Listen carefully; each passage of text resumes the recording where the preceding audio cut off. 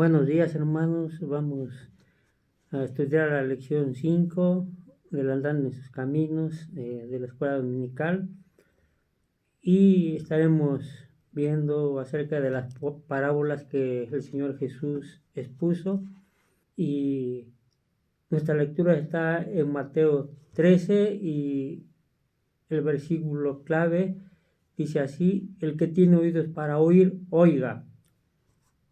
Encontramos que Jesús enseñó a menudo empleando parábolas, un relato sencillo tomado de la vida diaria, que revela la verdad sobre el reino de Dios a los que tienen el corazón dispuesto para oír, y ocultar esa misma verdad de los que no tienen disposición para oír. En Mateo 13 tenemos las parábolas del reino de los cielos, que describen los resultados de la predicación del Evangelio y las condiciones espirituales que prevalecerán en la tierra, y de la manifestación visible del reino de los cielos, es decir, las iglesias, hasta el fin del mundo. En la mayoría de las parábolas, Cristo enseñó que habrá lo bueno y lo malo en su reino visible a través del tiempo. Entre los que profesan la fe en su nombre habrá avenencias y mundanalidad que conducirán a la apostasía, así como fidelidad y piedad que conducirán a la vida eterna, al fin del mundo. Jesús describe que los malvados serán destruidos, según versículos 41 y 42 de Mateo 13. Entonces los justos resplandecerán como el sol en el reino de su Padre. El versículo 23 así describe a los piadosos. Cristo cuenta esas parábolas para alertar a sus verdaderos discípulos de que se preparen para vencer la influencia y la oposición de Satanás y sus seguidores. La única manera de vencerlo será con una devoción incondicional a Cristo y con una vida consagrada a la justicia. Las parábolas son historias de la vida cotidiana que relatan e ilustran ciertas verdades espirituales. Su singularidad está en revelar la verdad a los que tienen discernimiento espiritual, mientras que al mismo tiempo las oculta a los incrédulos, según el versículo de Mateo 13, versículo 11. A veces las parábolas exigen una decisión, responsabilidad, es decir, que los creyentes deben buscar sin cesar el reino de Dios en todas sus manifestaciones, con hambre y sed de la presencia del poder de Dios en su propia vida y en la misma iglesia. En Mateo 11:12, Cristo da más información sobre la naturaleza de las personas del reino. Allí indica que solo arrebatan el reino de los cielos las personas, los creyentes esforzados, que se comprometen a romper con las prácticas inmundas de la raza humana y que se vuelvan a Cristo, su palabra y sus rectos caminos, cueste lo que cueste. Todas las personas,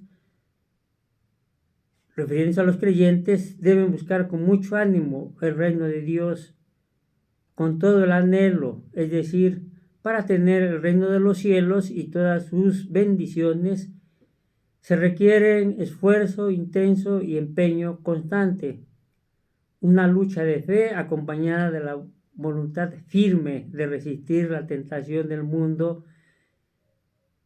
El reino de Dios no es para los que casi nunca oran, ni para los que se conforman al mundo, ni para los que les cuidan la palabra y tienen poca hambre espiritual. Es para los que perseveran. El ejemplo lo tomamos de Pablo en Filipenses 3, versículos 13 y 14. Él describía: prosigo a la meta, al premio del supremo llamamiento de Dios. Vemos entonces que es preciso que todos los creyentes tengan ese mismo empeño de Pablo, en el transcurso de la vida. Toda clase de distracciones y tentaciones, tales como los afanes de la vida, las riquezas y los malos deseos, amenazan con ahogar la comunión con el Señor. Y nosotros entonces podemos anhelar estas frases: Señor, ayúdame a no ahogarme en los afanes de la vida. Lucas 8:14.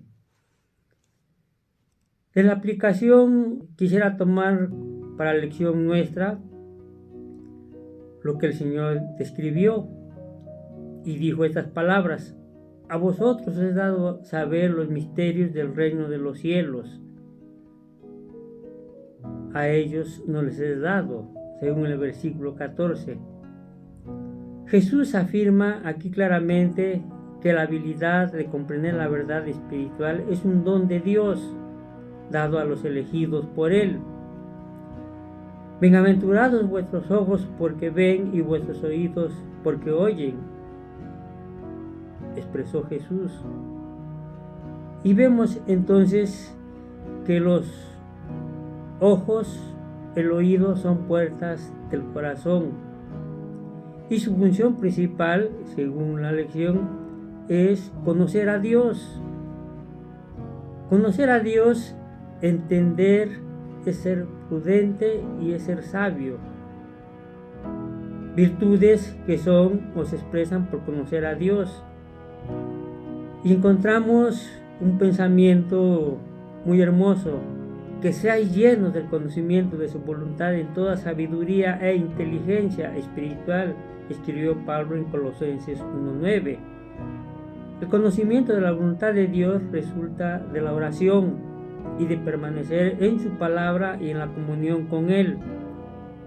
Solo esa clase de conocimiento da por resultado la sabiduría y el entendimiento espiritual, y esto transforma el corazón y la vida misma. El conocimiento, según en griego, es epinoxis, es decir, no es simplemente conocimiento en el intelecto, sino comprensión espiritual en el corazón. Se refiere a la revelación de Dios conocida por experiencia propia e implica el tener una relación personal con Dios. Y el pensamiento final que queremos expresar: que esto que acabamos de leer sea nuestro anhelo para agradar al Señor. Amén.